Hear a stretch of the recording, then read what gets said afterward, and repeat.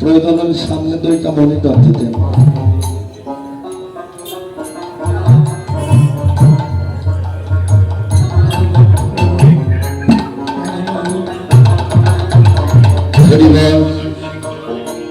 যিনি নিস্তার লাগি বন্ধ সুত হরি রিভাবটা হরিব হরিব হরিব আশা হরিব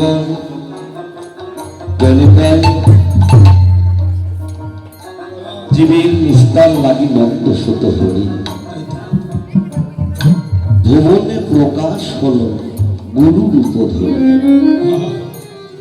তার সাক্ষী আছে সিধাম নদিয়ার মাঝে আমার জগায়ার আধার। আজ গৌরী চন্ডিকা মহাদেব পদ রচনা করলে আদুরি গোরাঙ্গের মনে কি ভাব উঠিল, অমনি ধবলি শ্যামলি বলে আজ গৌর হরি আমার যেন সবলে ডাকতে লাগলো। ঘন ঘন ডাকছে। আজ গৌরের মনে কিভাবে উদ্দীপনা হলো আজ এই মাত্র। মহাদেব বললেন যেখানে হয় সাধু বৈষ্ণবের আগমন সেটাই হয় নববৃন্দাবন। আমার ভগবান বললেন আমি যোগীর হৃদয়েও থাকি না, আমি বৈকুণ্ঠেও থাকি না, আমি থাকি কোথায়? যেখানে আমার সাধুগুরু বৈষ্ণব মধুর হরিনাম সংকীর্তন করে।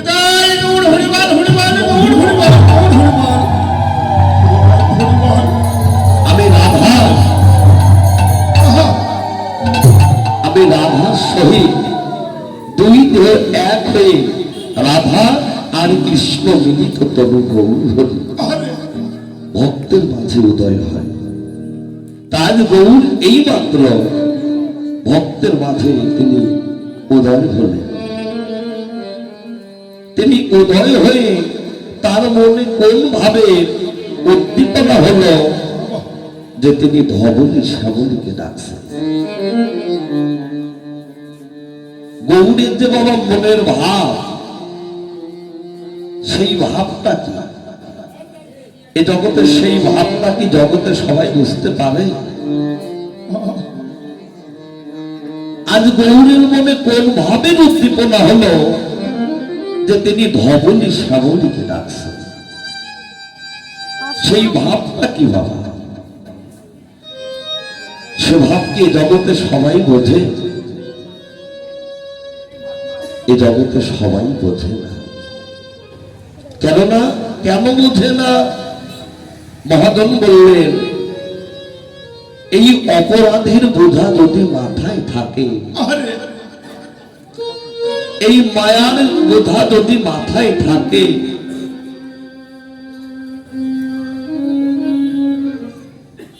এই পাপের বোঝা যদি মাথায় থাকে, এ জগতে সে কখন আমার গৌর সেই মনের ভাব বোঝে না। সেই ভাব বুঝতে হলে চৈতন্য চরিতামৃত তার প্রমাণ দিলেন।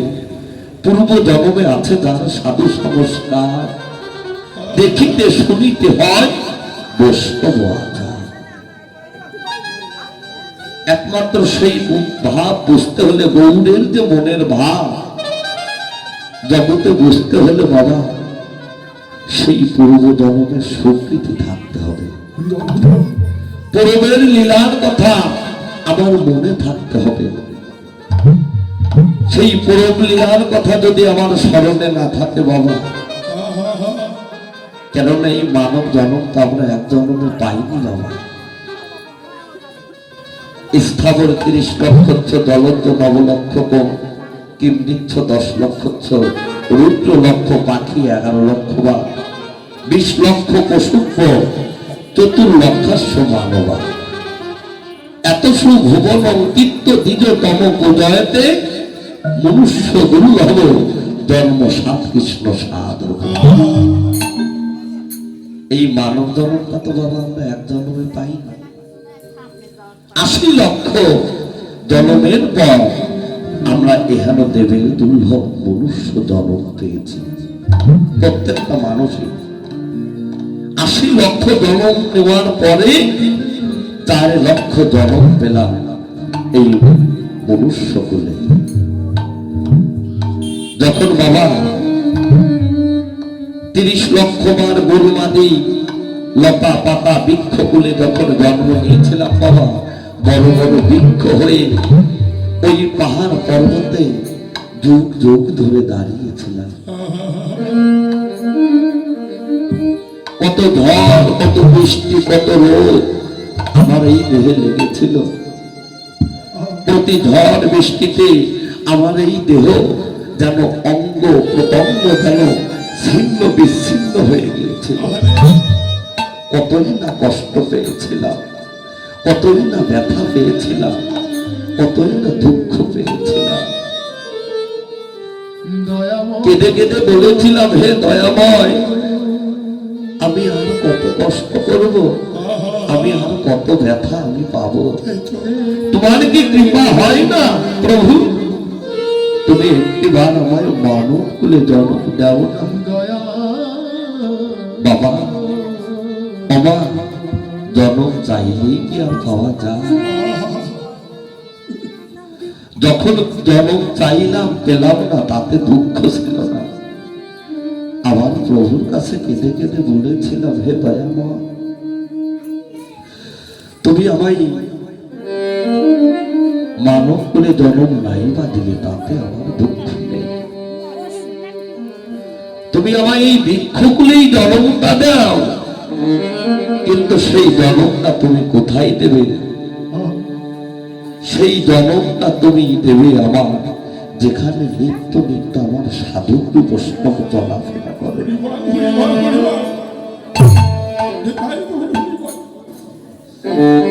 যেখানে নিত্য নিত্য আমার সাধুগুরু বৈষ্ণব চলাফেরা করে, ওই বৈষ্ণব চলার পথের নিকটে তুমি আমায় বৃক্ষ কুলে জন্ম দাও প্রভু। আমি বৃক্ষ হয়ে আমি অঙ্গ নিঃস্ব করে আমি সেটার ছায়া দান করব। আমার সাধুগুরু বৈষ্ণবরা ওই মুখের তাপ পেরিয়ে ঘুমান্ত কলে বলে আমার চিত্তে আমার সাধুগুরু বৈষ্ণব সবাই এসে আমার বৃক্ষ তলে বলবে। যখন ওই অঙ্গটা শীতল হয়ে যাবে, আমার সাধুগুরু বৈষ্ণবরা উচ্চস্বরে তোমার নাম করবে, বদনে হরিবল হরিবল হরিবল।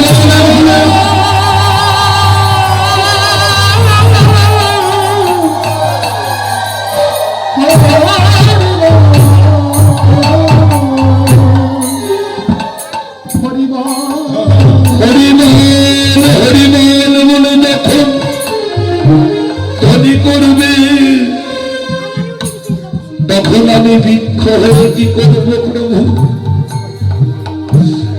আমি ওই বৈষ্ণবের পরশ চরণ ধরি,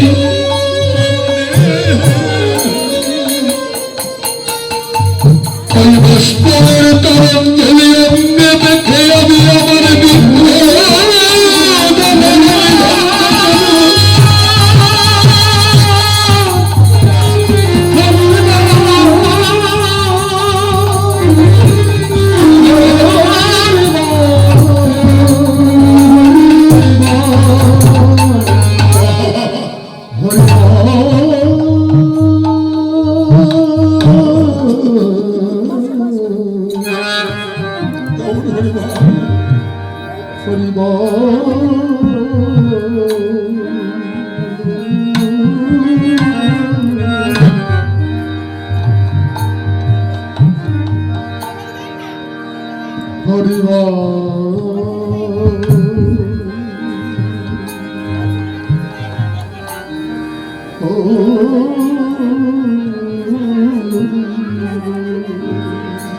একমাত্র বাবা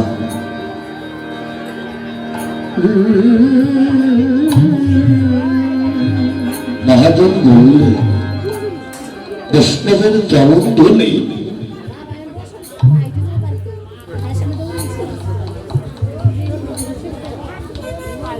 মহাজন বললেন বৈষ্ণবের চরণ ধরি যদি পড়ে ওই গঙ্গার জলে, সেই গঙ্গাও পবিত্র হয়, তা ভাগবতে তেমন। এই বৈষ্ণবের চরণ ধুলি বাবা এমনই, এই বৈষ্ণবের চরণ ধুলি যদি বাবা মহাপাপের অঙ্গেও লাগে, যদি মান অভিমান ভুলে গিয়ে নির্ভীকার চিত্তে যদি কোনো ভক্ত যদি হা গৌর প্রাণ গৌর বলে আমার সাধুগুরু বৈষ্ণবের চরণ ধোলাই লুটিয়ে বলতে পারে,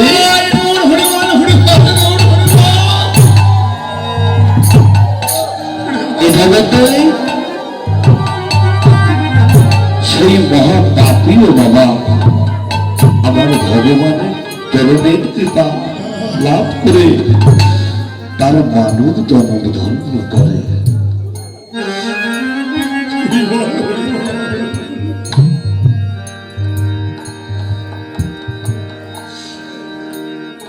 তো বাবা আমরাও কিন্তু বাবা যদি ওই বৃক্ষ হয়ে জন্ম নিয়েছিলাম, যদি ওই বৈষ্ণবের কৃপা পেলাম, সেদিন বৃক্ষ হতে এই তুলসী বৃক্ষে আমার জন্ম হয়েছিল। আর যদি এই তুলসী পত্র আমার গোবিন্দের চরণে লাগলো, যদি এই তুলসী পত্র আমার গোবিন্দের ভোগে লাগলো, সেদিন হতে আমার এই বৃক্ষ জনকটা হলো ধন্য।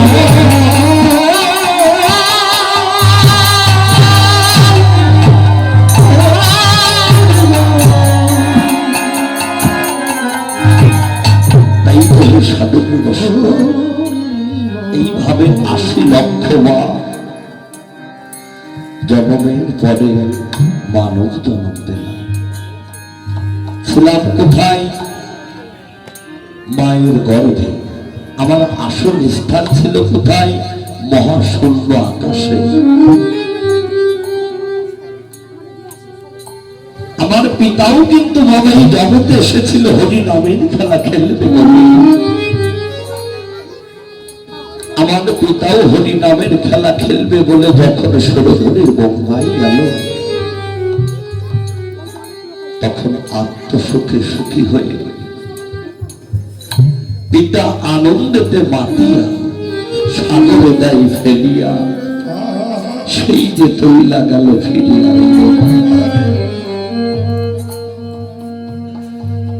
বাবা, আমি ছিলাম পিতার মস্তকে, থাকতে পারলাম না। আমি চলে গেলাম কোথায়? আমার মায়ের গর্ভে, মহাসমুদ্রে, মহাসাগরে। যখন মহাসাগরে থাকলাম বাবা, কতদিন ছিলাম? 10 মাস 10 দিন। যখন ওই মহাঘোর অন্ধকারে বাবা মহাসাগরে আমি ভেসে যাই, এ জগতের মাই কিন্তু আমাদের মা নয় বাবা। আমাদের আরো একটা মা ছিল, সেই মাতাকে মাতা কুলকুণ্ডলী।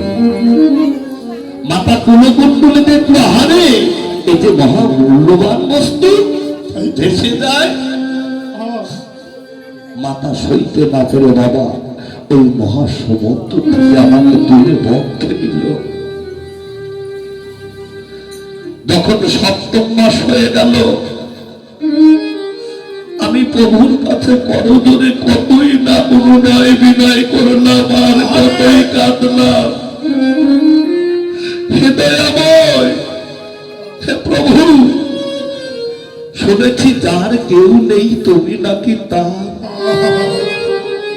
তুমি নাকি অবতীর গতি, তুমি নাকি নিরশ্রয়ের আশ্রয়দাতা, তুমি নাকি করুণার ঠাকুর। হে প্রভু, আমি এই অন্ধকার কারাগারে আর কতদিন থাকব?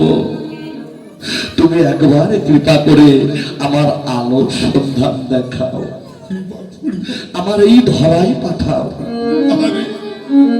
শুনেছি মানব জন্ম বড় দুর্লভ জন্ম, তুমি আমায় কৃপা করে একবার মানব করে পাঠাও।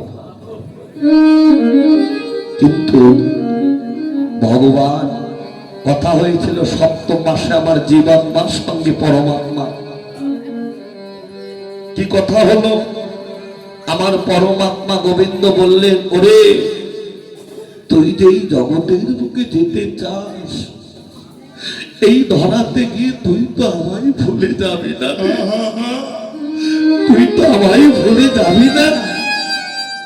তুই এই ধরাইকে কি করবি? প্রভু,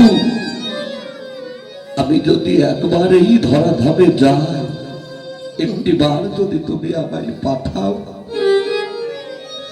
এই ধরা ধামে গিয়ে আমি গুরুচরণ আশ্রয় করে আমি নিত্য নিত্য তোমার নাম গুণগান কীর্তন করব, তোমার ভক্তের সঙ্গ করব, তোমার সাধুগুরু বৈষ্ণবের সঙ্গ করব।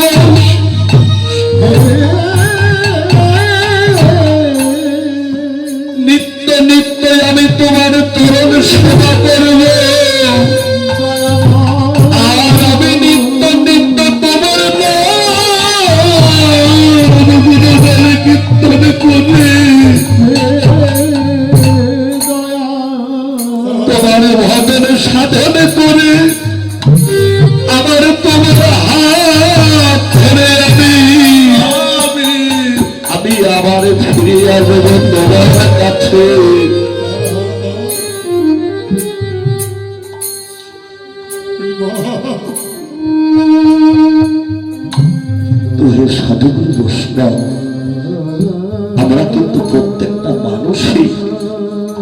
ভগবানের কাছে আমরা প্রতিশ্রুতিবদ্ধ হয়ে এসেছি, ধরাই গিয়ে নিত্য নিত্য তোমার ভজন সাধন করব, তোমার নাম গুণগান কীর্তন করব, আমরা কথা দিয়ে এসেছি।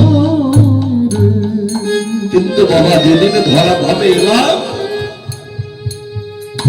মায়ার কবলে পড়ে শিশুকাল গেল হাসিতে খেলিতে, আমার যৌবন কাল গেল রসে,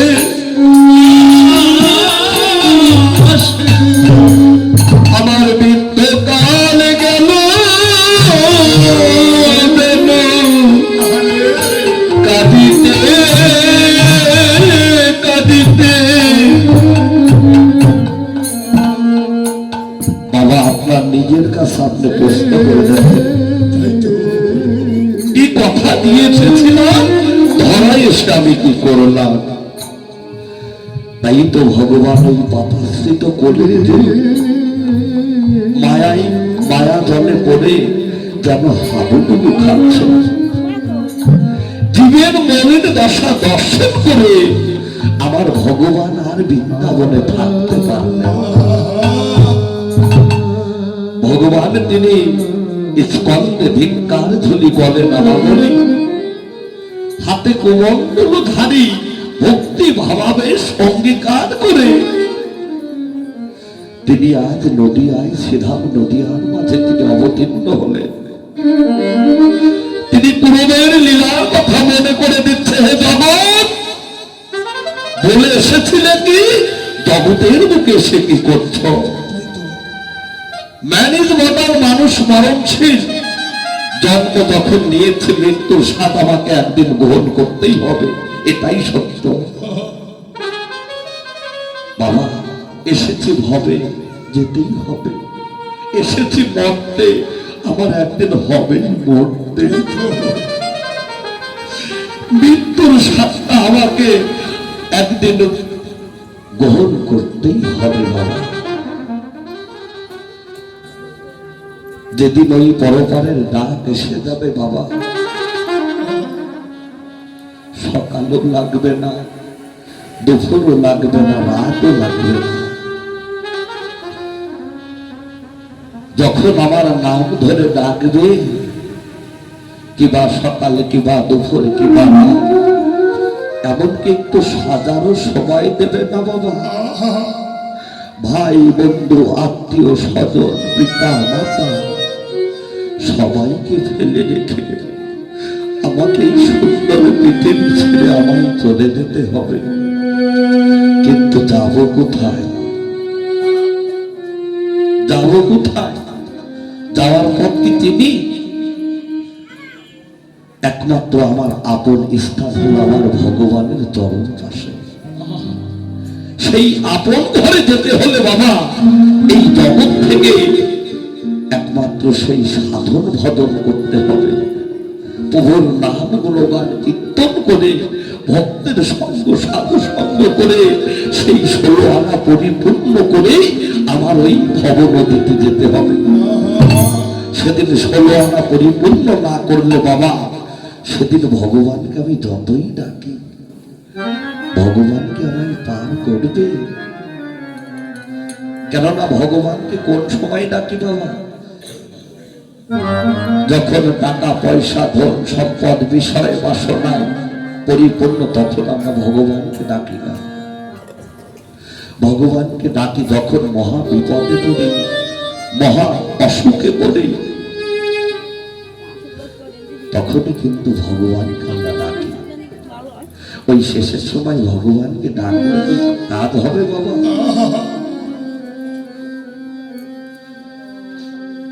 তাই তো জীবের মলিন দশা দর্শন করে, হে জীব তোদের আর বেলা নেই, তোদের আর বেলা নেই, তোমরা এসো সকালে, এসো সকলে। কেননা ভজনের পথ যে বাবা অনেক দূরত্ব পথ, এই পথে চলতে গেলে বাবা অনেকেই হুজুট খেয়ে পড়ে যায়। সাধুগুরু বৈষ্ণবের কৃপা হয়ে যদি কেউ দাঁড়িয়ে বাবা এই পথে চলতে পারে, অনায়াস ওই ভব নদী পার হয়ে আমার গৌর গোবিন্দের চরণের লাভ করতে পারে।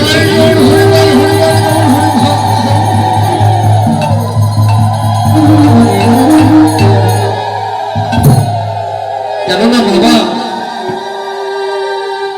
এই জগতে গৌরের ভাব সবাই বোঝে না। এই ভবের বোঝা মাথায় থাকলে, এই মায়ার বোঝা মাথায় থাকলে, অপরাধীর বোঝা যদি মাথায় থাকে বাবা, এই জগতে সে কখনো আমার গৌরের ভাবটা বুঝতে পারে না। তাই তো এই জগতে কি কেউ বোঝে না? মহাজন বললেন কেউ কেউ বোঝে, হতে পারে কিংবা পুরুষ কিংবা নারী। এ ভাব তারাই তো বোঝে। গৌর লীলায় ডুবেছে যারা, গৌর ভালোবাসে যারা, গৌর ভক্ত যারা যারা, গৌরের অন্তরঙ্গ যারা যারা, গৌর দেশের মানুষ যারা, একমাত্র বাবা তারাই তো বোঝে। তারাই তো আজ বুঝতে পেরে গৌরকে দর্শন করে বলছে, হে প্রভু তুমি আজ কোন ভাবে এমন হলে? তুমি সেই ধবনী শ্যামলীকে ডাকছো। এই ধবনী শ্যামলী কারা বাবা? এই ধবনী শ্যামলী তো গাভী স্বরূপ। এই ধবনী শ্যামলী আমরা, কেননা আমরাও কিন্তু 20 লক্ষ বার পশু করে জন্ম নিয়েছিলাম। সাপ, ভালুক, সিংহ, বাঘ, হাতি, কত পশু পাখি জলের পোকা হয়ে জন্ম নিয়েছিলাম। যেদিন গাভী কুলে জন্ম নিয়ে যেদিন আমার দুগ্ধ আমার গোবিন্দ সেবার উপকরণ হলো, যেদিন গোবিন্দ সেবায় লাগলো, সেদিন আমার এই গাভী জন্ম ধন্য হলো, পশু জন্ম ধন্য হলো। তা আমরাও তো বাবা বৃন্দাবনে এক সময় পশু কুলে জন্ম নিয়েছিলাম। কিন্তু মহাজন বললেন আজ গৌরের কোন ভাবের উদ্দীপনা হলো যে তিনি ধবনী শ্যামলীকে ডাকছেন। এই ধবনী শ্যামলী ছিল তো বাবা বৃন্দাবনে। নদিয়ার মাঝে ধবনী শ্যামলী কোথায় পেল?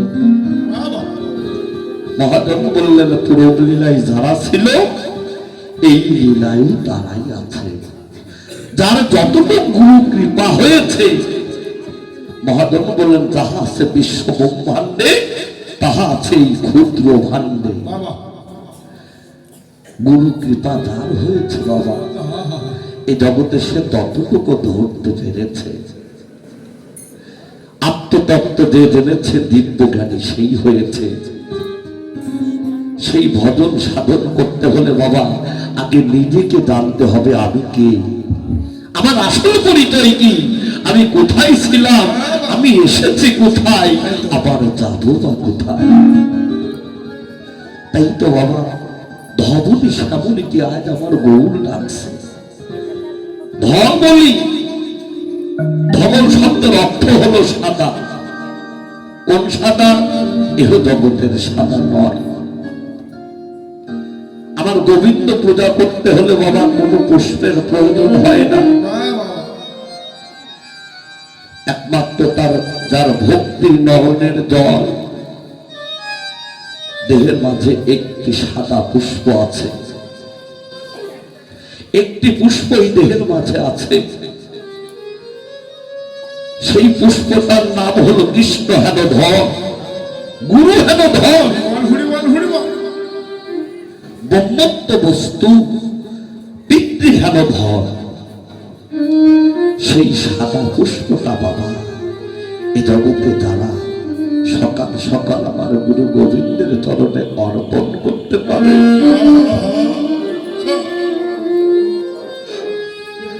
এ জগতে বাবা একমাত্র তারাই আমার ভগবানের ভক্ত ধবনী, কিংবা পুরুষ কিংবা নারী। শ্যামলী মানে হলো রাধা কৃষ্ণ মিলিত তনু, গৌর হলি শ্যামবর্ণ। কিন্তু হে সাধু বৈষ্ণব, সেই ধবলি শ্যামলি। জগতে মানুষ কিন্তু বাবা এই জগতের বুকে এসে একটা মানুষ 3টি বার মৃত্যুবরণ করে। এই জগতের বুকে এসে একটা মানুষ 3টি বার মৃত্যুবরণ করে। একটা হলো নিত্য মরা, আর একটা হলো জ্যান্ত মরা, আর একটা হলো জীবনের শেষের মরা। নিত্য মরা কারা মরছে বাবা? যারা এমন যাগযজ্ঞ দেহ পেল, কৃষ্ণ ভজনের যোগ্য, গৌর ভজনের যোগ্য দেহ পেল, সাধুগুরু বৈষ্ণবের সেবার যোগ্য একটি দেহ পেল, যারা এই দেহখানা আজ পর্যন্ত গুরু কি ধন, গুরু কি বস্তু, গৌর কি ধন, গৌর কি বস্তু, কোথায় গৌর ধন থাকে, যারা আজ পর্যন্ত চিনতে চাইল না, জানতে চাইল না, বুঝতে চাইল না, একমাত্র বাবা তারাই তে জগতে নিত্য নিত্য মরছে। আর একটা হলো জ্যান্ত মরা। জ্যান্ত মরা কারা মরে বাবা? একমাত্র আমার সাধুগুরু বৈষ্ণব। এ জগতে যারা আমার ভগবানের অন্তরঙ্গ ভক্ত, অনুগত ভক্ত, ভগবানের সেবা দিই তারা সেবা করে। তারা বলে কি, হে প্রভু তুমি সুখে থাকো, প্রভু তোমার সুখে আমার সুখ, তুমি কত বড় দুঃখ, জ্বালা, যন্ত্রণা, ব্যথা, বেদনা তুমি যা কিছু পারো সব আমার মাথায় তুমি চাপিয়ে দাও। প্রভু শুধুমাত্র একটু সইবার মতো সুযোগ আমায় করে দিও। আমি শত কর্মের মাঝে থেকেও হে দয়াময় আমি তারা তোমার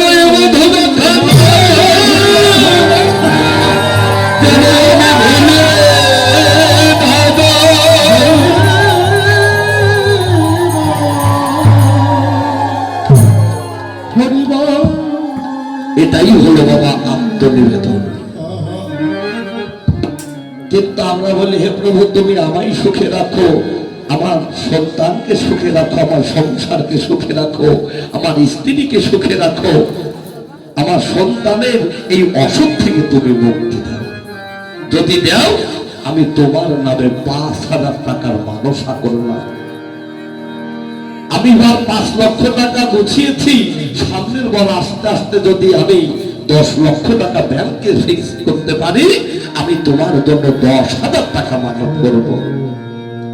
তুমি যদি দাও তবেই আমি তোমায় দিব, তুমি যদি না দাও তোমার নামে ওই নম্বর দানাও জুটবে না। বাবা এই দেহটা কার?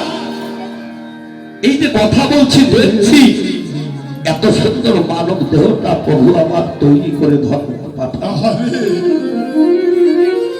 সে তো কোনোদিন বললো না তুই আমার এটা দে ওটা দে, সবই তো তা। কিন্তু বাবা স্বার্থময় জগৎ,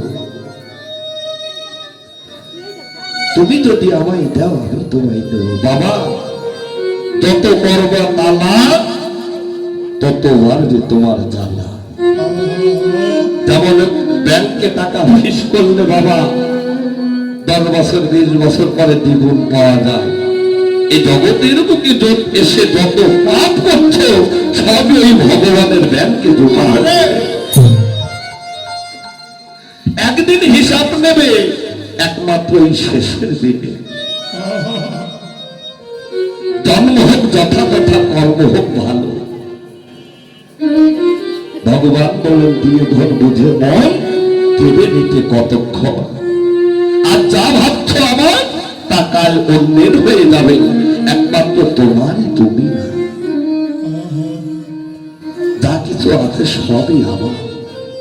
গীতায় 8 অধ্যায় তিনি প্রমাণ দিলেন, সর্বধর্মান পরিত্যাজ্যং মামেকং শরণং ব্রজৌ অহং ত্বং সর্বপাপভ্যো মোক্ষয়িষ্যামি মা শুচো। হে জীব, তুমি সর্বধর্ম পরিত্যাগ করে তুমি আমার চরণে আত্মসমর্পণ করো। সমস্ত পাপ তাপ থেকে তোমায় মুক্তি করব। কিন্তু বাবা, তোমাকে ধর্ম পরিত্যাগ করতে বলেনি, তোমাকে ধর্ম পরিত্যাগ করতে বলেনি। একটা মানুষের এই মানব দেহটা তৈরি হয় বাবা 10টা ইন্দ্রিয় 6টা রিপু। 10 ইন্দ্রিয় 6টা রিপুতে একটা মানুষের দেহ গঠিত। তোমার ওই 10 ইন্দ্রিয় 6 রিপু বশ করে, জয় করে যেদিন তুমি আমার কাছে আসতে পারবে, সেদিন আমি বাবা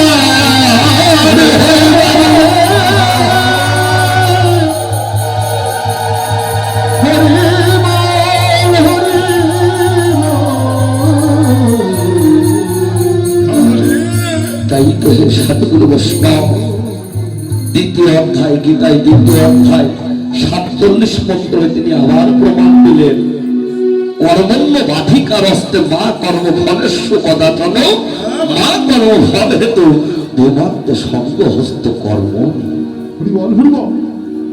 ভগবান শ্রীকৃষ্ণ অর্জুনকে বললেন, অর্জুন কর্মেই তোমার অধিকার, কর্মেই তোমার অধিকার, কর্ম ফলে তোমার কখনো অধিকার নেই। ফলের আশা ছাড়ো, তুমি কর্ম করিয়া দাও। কিন্তু কোন কর্ম বাবা? একটা হলো নিষ্কাম কর্ম, আর একটা হলো সকাম কর্ম। একটা হলো কর্তব্য করো, আর একটা হলো অবশ্যই কর্তব্য করো। কর্তব্য করণটা কি বাবা? নিষ্কাম কর্ম আর কর্তব্য। কর্তব্য করণটা হলো বাবা, ধরায় এসেছি কেননা পিতা মাতা স্ত্রী আছে, আমাকে কর্ম করতে হবে, আয় রোজগার করতে হবে। আমি যদি কর্ম না করি তাহলে আমার সংসারের মুখে আমি অন্ন যোগাতে পারবো না। এটা হলো আমার অবশ্যই কর্তব্য করণ, এটা আমার দায়িত্ব। আমি যদি কাজ না করি, আমি যদি ব্যবসা না করি, আমার সংসার অচল হয়ে যাবে, আমার পিতা মাতা অনাহারে না খেয়ে থাকবে। এটা আমার কর্তব্য। কিন্তু অবশ্যই কর্তব্য করণের কাছে বাবা প্রতারণী বাদের খাতায়। অবশ্যই কর্তব্য করণটা কি? হে প্রভু, তুমি এই ধরাধামে আমায় পাঠিয়েছ, এই সংসারটা আমার নয়, এই সংসারে যা কিছু আছে সবই প্রভু তোমার। যেদিন বাবা সংসারটাকে আমরা গোবিন্দ চরণে আত্মনিবেদন করতে পারবো, সংসার আমার পিছনে ঘুরে, আমি সংসারের পিছনে ঘুরি না। যেদিন বাবা নিত্য নিত্য সাধু সঙ্গ ভক্ত সঙ্গ করব, যেদিন প্রভু সবাই নিত্য নিত্য আমি নিয়োজিত থাকতে পারবো, যেখানে ভাগবত হয়, যেখানে হরিনাম হয়, যেখানে সাধুগুরু বৈষ্ণবের আগমন হয়, সেখানে গিয়ে যদি নিজের মান অভিমান ভুলে গিয়ে বাবা প্রভুর নাম গুণগান করতে পারি, ভক্তের চরণ ধরে আমি লুটিয়ে পড়তে পারি, একমাত্র মা সেদিনই হবে আমার কর্ম সঠিক কর্ম, সেটাই হবে অবশ্যই কর্তব্য কর্ম। তাই তো বাবা আজ ভগবান গৌরহরি ধবনী শ্যামলীকে ডাকছে। এই ধবনী কারা বাবা? মহাজন বললেন, এই ধবলী আমার মাও হতে পারে, এই ধবলী আমার বাবাও হতে পারে। যারা আমার গৌরকে ভালোবাসে, যারা গৌর ব্যথিত, কৃষ্ণ ব্যথিত, হরি ব্যথিত, গুরু ব্যথিত, তারা অন্য কোন নাম এই হৃদয়ে বাবা, অন্য কোন নাম যারা এই হৃদয়ে প্রকাশ করতেই পারে না। সদাই কৃষ্ণ, সদাই গুরু, সদাই প্রভুর নাম দিয়ে যাদের এই হৃদয়টা গড়া বাবা, একমাত্র তারাই তো বাবা এ জগতে আমার গৌরের অনুগত ভক্ত। যারা গৌর বলিতে হয়ে যায় দিশাহারা, প্রাণে গৌর বলিতে হয়ে যায় আত্মহারা, আত্মহারা প্রাণ গৌর বলিতে হয়ে যায় পাগল পারা।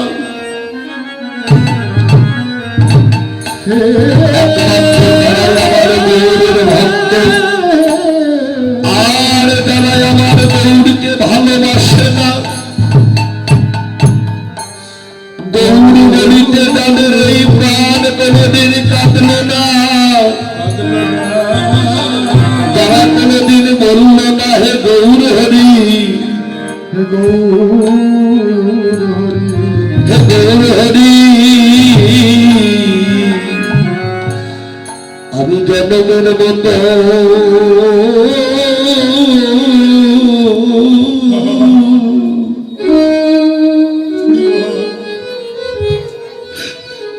প্রভু আমি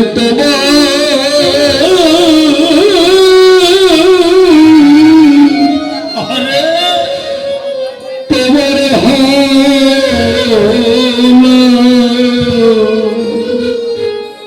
হে গৌর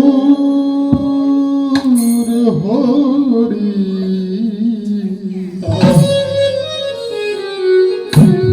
প্রভু আমি জনমের মতো, প্রভু আমি জনমের মতো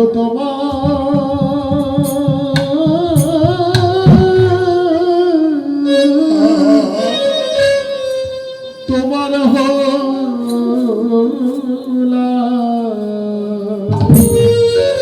প্রভু আমি কত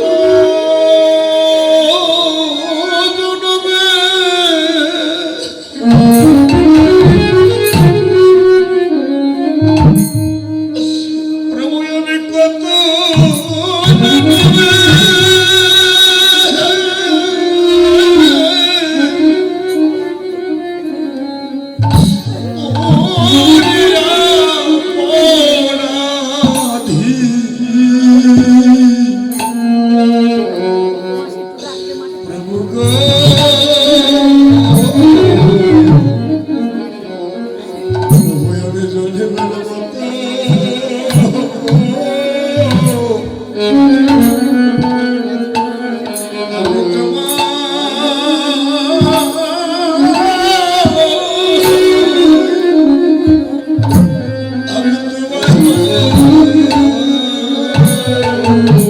প্রভু আমি কত জনমে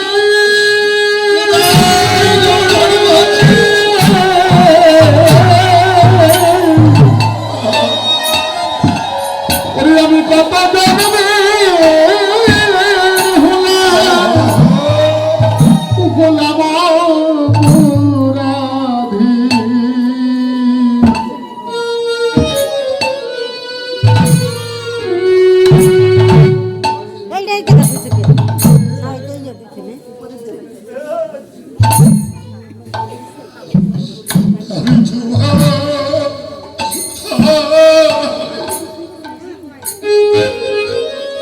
আমি তোমার হলাম।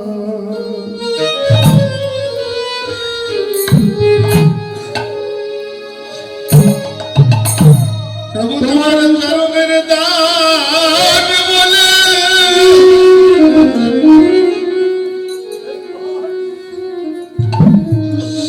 চরণের দান বলে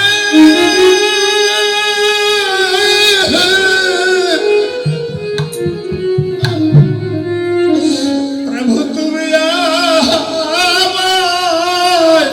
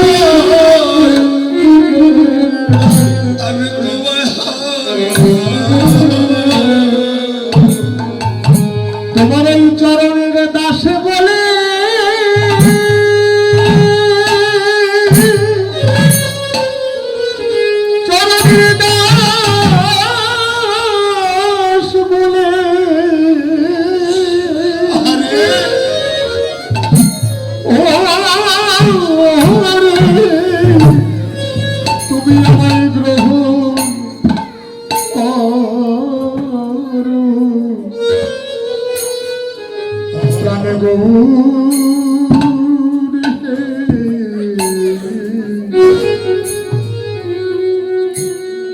তোমার চরণে ছাড়া আমার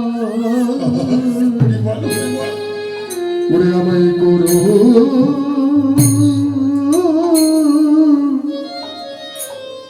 করুণা গো। প্রভু আমি কত জন্মে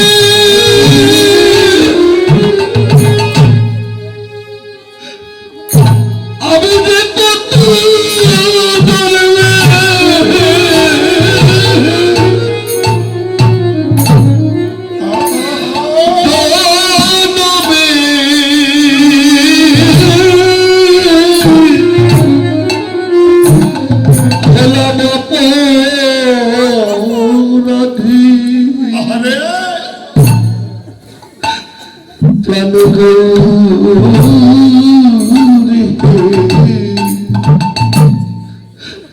তোমার এই তরুণের কিন্তু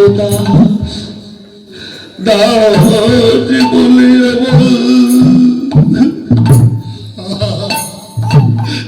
আমার তুমি প্রভু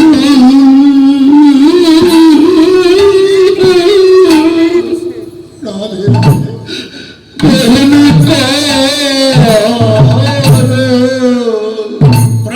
কত জন্মে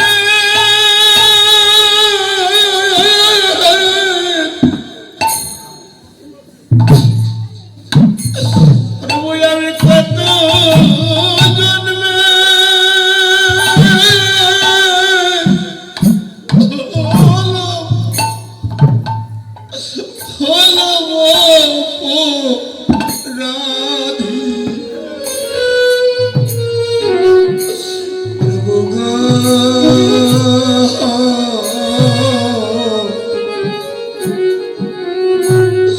তোমার চরণের কীর্তন বলে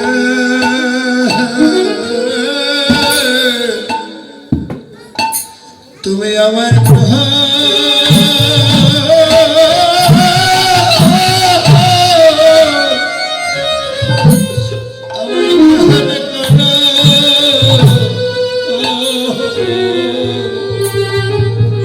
মহাপাপী বলে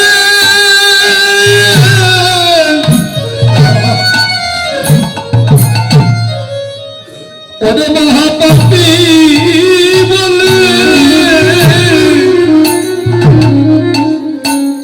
আমায় তুমি ফেলে দিও না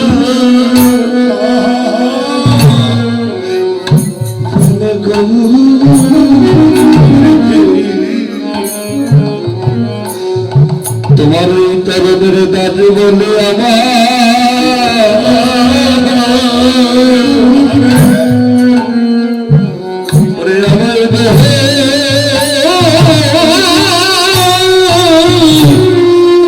আমায় গ্রহণ করো মহাপাপী বলে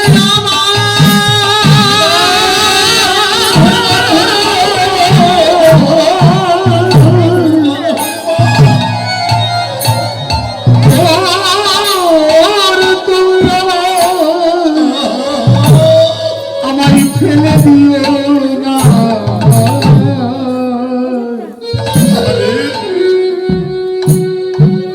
আমি জনমের মতো তোমার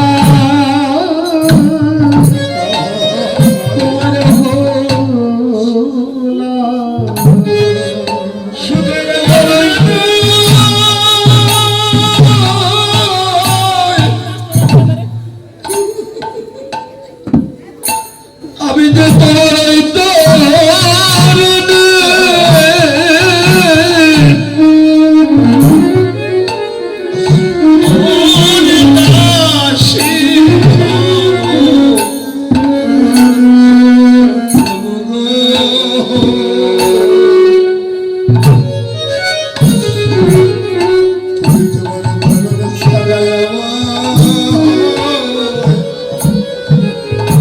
তুমি আমায় করে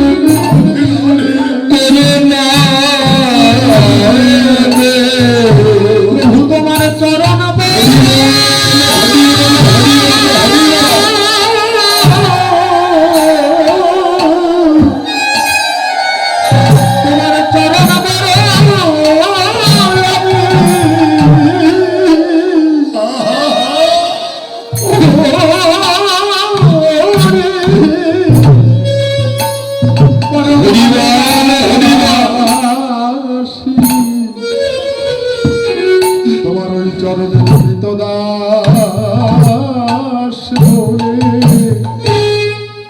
ওরে আমায় তুমি গ্রহণ